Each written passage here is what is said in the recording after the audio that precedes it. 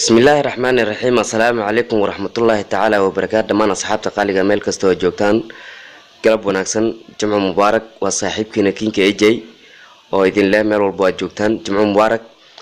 fadlan hadaa ta markuu ugu horeysay channelka aad soo boqoto fadlan subscribe saar kambalakana furo saad oo la socoto muuqaal walba waan soo dhigayo sidoo kale like saar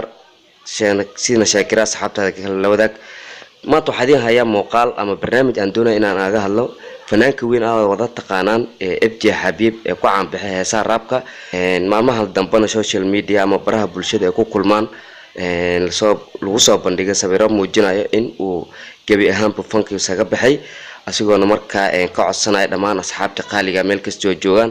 ama inta taageeriis ahaan jireen in ay macnaha u soo duceeyaan ama ugu hambaliyayaan fanka maadaama uu isaga baxay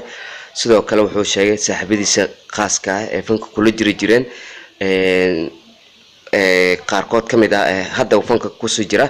sida Shaafi Qarasta KB iyo sidoo kale wuxuu carbaabay lil baliil oo dhamaantood kuwaaninayo in ay fanka isaga baxaan sidoo kale FJ Xabiib ayaa sheegay in sababta keentay in fanka isaga baxo ayaa ah in waxyaabo mucjiso la tusay oo lagu tusay riyada saad wada ogtiin FJ Xabiib wuxuu fanka ku soo biiray ama heesaha sanadihii 2016 ilaa 2018 ayuu fanka kamid ahaa balse waayadan dambe lagu ma arag saaxada fanka sidoo kale asigoon haatan macnaha sheegay in fanka isaga baxay isla markaana sawirro muujinaya asigoo markaa fanka ka baxay la socdo qolada ama jamaacada la yiraahdo tabliiqa kuwaasoo ay macnaha diinta dadka muslimiinta shacabka Soomaaliyeed ama muslimiinta meel kasta oo joogan ay gaarsiiyaan